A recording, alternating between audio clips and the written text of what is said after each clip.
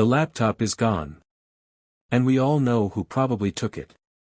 That sentence, spoken loudly in the school office, wasn't just an accusation. It was a sentence. Miles heard it as he stood just outside the doorway, holding a copy of his science project outline. He froze. They didn't say his name. They didn't have to. Miles Carter, 15, lived 3 blocks from the school. Wrong side of town, wrong look, wrong everything. He was the kind of student who didn't talk unless he had to. Kept his hoodie up. Walked alone. No fights, no trouble. Just, invisible. But that changed when he made it to the finals of the school's STEM competition, a spot nobody expected him to earn. That was 2 weeks ago. And now, a school laptop was missing. They didn't say, maybe we should check everyone's locker. They didn't ask, do we have security footage? They said, we all know who probably took it. When Principal Harris called him in, Miles didn't argue. He sat. Quiet. Mrs. Levin, the vice principal, sighed heavily. Miles, we know you've been under a lot of pressure lately. But this is serious. He didn't look up. It's a very expensive device, she continued. And, we've heard things. From other students. She didn't say what things. Just let the silence do the work. After the meeting, they didn't suspend him. But they paused his competition participation until the matter is resolved. And that, in school language, meant, you're done. He walked home with his hands deep in his pockets, backpack slumped over one shoulder, brain buzzing. He hadn't stolen anything. He hadn't even seen the laptop they were talking about. But none of that mattered. At home, the living room was loud, cartoons, Little Sisters, the smell of canned spaghetti. His mom worked double shifts. His older brother barely showed up anymore. He didn't say anything about school. Just went to the small shared bedroom, sat on the floor, and stared at the wall. The worst part wasn't that they thought he did it. It was that nobody was surprised. Not one teacher had stood up for him. Not one student had said, no, it couldn't be Miles. They all just believed it. Because when you're quiet and from the wrong zip code, people assume the worst. But what they didn't know was this. Miles had already found the laptop. And he knew exactly who took it. He just hadn't decided what to do next. It happened on a Wednesday. Miles was walking to the side of the school near the janitor's closet, a shortcut he'd taken 1,000 times, when he heard voices.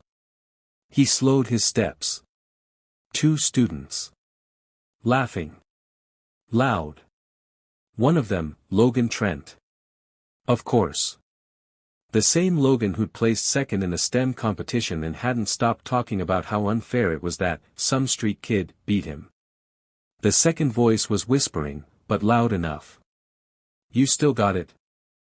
Dude, Logan laughed, my dad already thinks it's mine. It's literally the same model. I just needed one with the license key for my code. You serious? Logan lowered his voice, but Miles had already heard enough. He stood frozen behind the wall. No one else was around. His heart pounded, not out of fear, but out of fire. He had been humiliated. Pushed aside. Judged. And the thief? He was bragging.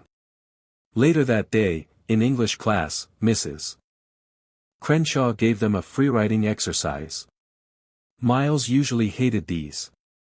But today, he wrote something sharp. Not about laptops. Not about Logan. But about justice. About how snakes don't always hiss, sometimes they smile and shake hands with teachers. He read it out loud when she asked for volunteers. And though he never said a name, everyone in the room turned slowly toward Logan. At lunch, Miles sat at the edge of the cafeteria like always. Logan walked past with his tray, bumping Miles' shoulder a little too hard. Careful, Logan muttered. Wouldn't want you tripping and accusing someone again. Miles smiled, just barely. Funny, he said. You ever notice how stolen stuff tends to follow people who feel entitled to everything? Logan froze. Miles didn't blink. Just took a bite of his sandwich. By Friday, the whispers had started. Logan looked rattled. His friend, Jason, had gone quiet. Rumors spread fast, not because Miles told anyone, but because guilt has a smell. And Logan was starting to stink. That night, Miles sat on his bed, the laptop in his hands. He'd found it 2 days earlier, tossed behind the gym dumpster, wrapped in a jacket. Still logged in. Still warm. He could have turned it in anonymously. Or dropped it off in front of the principal's office and walked away. But that wasn't the point anymore. They thought they had him figured out. But Miles wasn't out for revenge. He was out for clarity. He wanted them to look closer. To ask questions. To stop assuming. And maybe, just maybe, to feel uncomfortable. Because sometimes, the only way to be heard is to speak without saying the name. The next morning, the school felt quieter. Not literally. The halls still buzzed with half-awake chatter and locker slams. But something in the air had shifted. Logan walked faster than usual. Didn't meet anyone's eyes. And Miles noticed it, that subtle weight pressing down on the shoulders of the guilty. Third period, history class.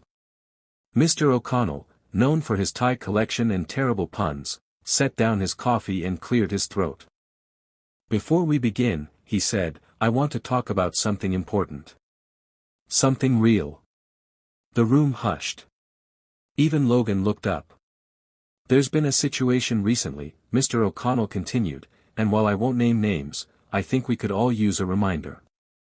He walked slowly across the front of the room. Taking something that isn't yours, even when it's easy, even when you think no one will notice, changes who you are. Miles stared at his desk. Then slowly looked up. Even if you return it, he asked, calmly. Mr. O'Connell paused. Even then. Even if the person didn't mean to keep it. Miles added, voice smooth. Intent matters, the teacher said. But action defines character. There was a ripple in the room. Some students shifted in their seats. Miles didn't smile. He just leaned back, folding his arms. Interesting, he said softly. 'Cause sometimes the ones who steal the most already have everything. Now heads turned, not subtly. Logan sat 3 rows away, staring straight ahead, jaw tight. When class ended, Mr. O'Connell gave Miles a long look as he walked out. Not suspicious. Not angry. Just, wondering. At lunch, Jason, Logan's best friend, sat with a different group. It wasn't obvious. No dramatic scene. But Miles noticed the gap. Even guilt, when contagious, makes people move.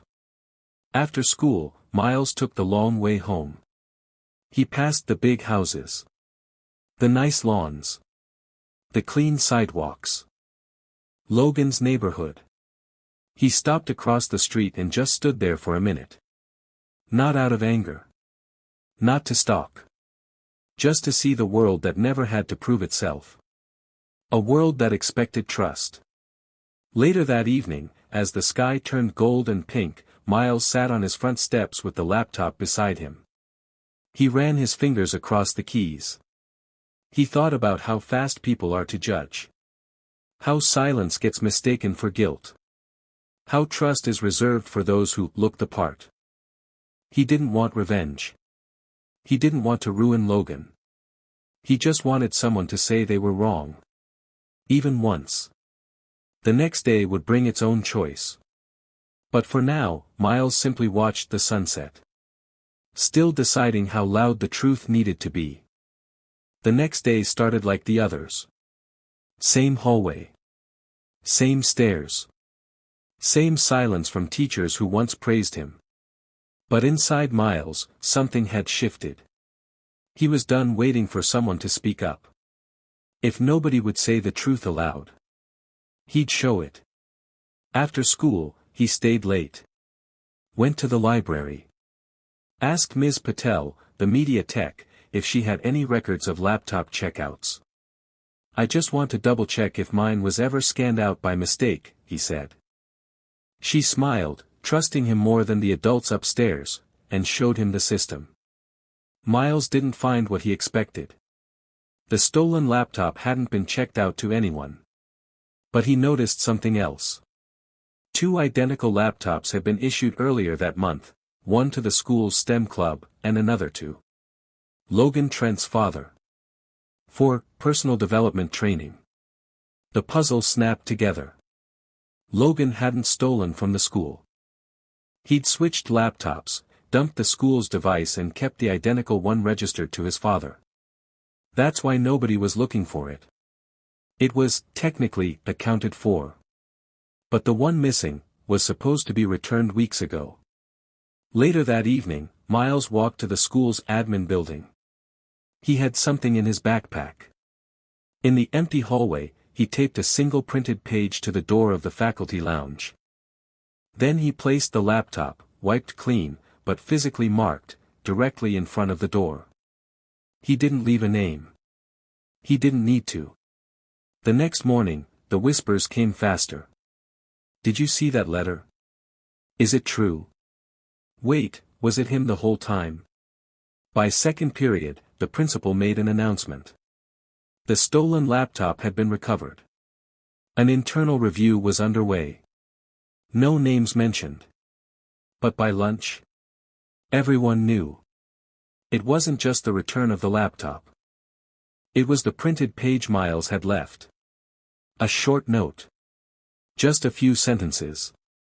"Some people are so afraid to lose that they'll cheat to win. And some people would rather be blamed than seen as a threat. One of them took a laptop. The other took the fall. You decide who deserves the scholarship. M." The effect was immediate. Logan's face turned pale when he saw it. He tore it down, but it was too late. Pictures had already been taken. Reposted. Shared. Teachers talked in whispers now. The same ones who had doubted Miles avoided his eyes. But none of that mattered. Because he wasn't waiting for apologies. He was waiting for a new beginning. By Monday morning, something was different. Doors opened a little sooner when he walked down the hallway. Teachers didn't look past him. Some even said, "Good morning, Miles," as if they'd been doing it all along. He wasn't used to being seen. And now, he almost missed the silence. At lunch, he sat where he always sat, near the corner window, back to the wall. Only this time, someone joined him. Jason. Logan's old friend. He slid onto the bench without asking. "Hey," Jason said. Miles raised an eyebrow. "Really?" Jason looked down. "Look, man. I didn't know he was doing that. I just thought." "You thought I was guilty because it was easy," Miles finished for him. Jason didn't argue. He just nodded. Then added, "But what you did, it was cold. Smart. Clean. That letter. That hit." Miles didn't smile. Wasn't meant to hit. Was meant to clear the smoke. That afternoon, he was called to the office. Not the usual, "we need to talk," tone. The secretary smiled when she said it. Inside, Principal Harris stood waiting, with 2 other people he didn't recognize. "Miles," she said. "These are guests from the Illinois Tech Foundation. They read your letter." His heartbeat slowed. "They were impressed," Harris continued, "not just with how you handled the situation, but with your record. Your project. Your integrity." The woman in the dark red blazer stepped forward. "We're looking for students who don't just build machines, but who think." She handed him a folder. Inside, an invitation. A summer program. Fully paid. At a college campus. Housing, mentors, access to real labs. And a line at the bottom. Recommended for early scholarship consideration. Miles didn't speak. Didn't smile. He just nodded, slow and steady. "Thank you," he said. The words felt small for what it meant. That night, at home, he sat on the porch steps. The air smelled like fried rice and summer sweat. His little sisters chased each other barefoot across the cracked pavement. He held the folder in his lap, unopened since the office. Then he looked up, and saw his mom. She stood by the screen door, arms crossed, eyes suspicious. "Got something to tell me?" Miles held up the folder. She took it, opened it, and read. And for the first time in months, she smiled. Tired. Proud. A smile that said, "I see you." Later, as the sky faded to navy blue, Miles pulled out his notebook. He didn't write about revenge. Or injustice. He wrote about perspective. How people stare at cracked sidewalks and think broken lives grow there. But really? That's where the strongest roots push through. The auditorium was full. Not packed like a concert. But full enough that the silence felt heavier than any sound. Teachers. Students. Even parents. It was part of the school's annual showcase for the STEM program, and this year, Principal Harris had personally asked Miles to speak. He'd almost said no. But now, standing behind the podium, staring at all those faces. He was glad he said yes. He took a breath. No speech in hand. No slideshow. Just him. "When I walk down the hallways here, I see the looks. I hear the whispers. I know what some of you think. That I don't belong in honors classes. That I'm probably here because someone felt sorry for me. That I'm trouble waiting to happen. Some of you don't say it. But you don't have to." A ripple moved through the crowd. No one laughed. No one interrupted. When the laptop went missing, nobody asked if I was okay. Nobody asked if I could be innocent. They just assumed. Because I'm quiet. Because I wear a hoodie. Because my mom works nights and I walk to school from a neighborhood you only drive past. He paused. Let that land. Somewhere near the back, someone shifted in their seat. But what you didn't see was how hard I worked. How much I cared. How I stayed late in the library while others joked about not studying. You didn't see that because you weren't looking. And that's the thing. People like me, we're used to being looked at. But not seen. His voice never rose. But it filled the room. I didn't come here to accuse anyone. I came to tell you this. Talent doesn't come with a dress code. Character isn't written on your skin. And if someone like me ever gets loud, it's probably because we've been quiet for too long. Silence. Then, one clap. Then more. Then all. But Miles didn't smile. Not right away. He just stepped down from the stage, walked past the rows of stunned faces, and let the sound swell behind him. Because sometimes, the most powerful thing you can do is make the world listen without shouting. It was a week after the showcase. The applause had faded. The hallway stairs had softened. And Miles was finally getting used to breathing again. But there was still one person he hadn't heard from. Friday afternoon, after final period, he walked to the old benches behind the track field, a place nobody used much unless you were skipping practice or avoiding people. He wasn't surprised to find Logan already sitting there. Backpack by his feet. Head down. Miles stood a few steps away. You waiting for someone? Logan didn't look up. I figured you'd come.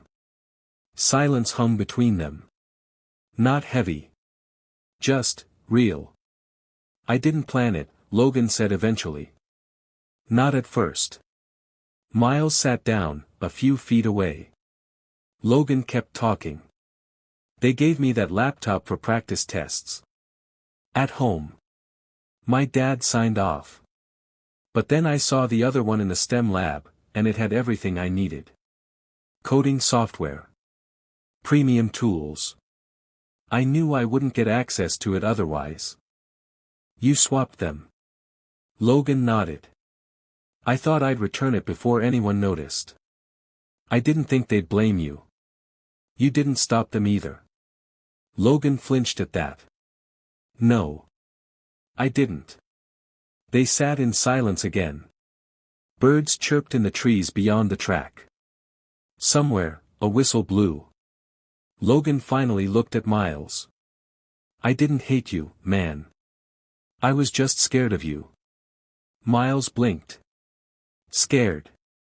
Yeah, Logan said. You were better. You didn't need the money or the tutors or the software. You just were. And if you won, what did that say about me? About all the stuff I had that you didn't, and I still couldn't beat you. Miles didn't answer. He let that sink in. You know, he said after a pause, when they blamed me, I wasn't surprised. Logan looked confused. Why? Because that's what people expect from someone like me. Quiet. Broke. From the part of town where kids drop out or disappear. That's not fair, Logan whispered. Miles turned to him. No. But it's true. Another silence. But this one wasn't awkward. It was reflective. I'm sorry, Logan said. I know. You gonna tell the colleges? No, Miles replied. You'll do that yourself. Or you won't. That's on you. They sat for a while longer. No resolution. No dramatic handshake. Just two boys sitting with their truth. As the sun lowered behind the trees, Miles stood. I gotta go. Logan nodded. Yeah. Same. Miles turned, walked a few steps, then stopped. Without looking back, he said. You weren't scared of me, Logan. You were scared of what I proved. That you had everything, and still chose to cheat. Then he walked away. That night, Miles sat in his room, laptop open, scholarship form half-filled. His little sister had fallen asleep beside him. The apartment was quiet. For once, he didn't feel the need to defend himself in every line he wrote.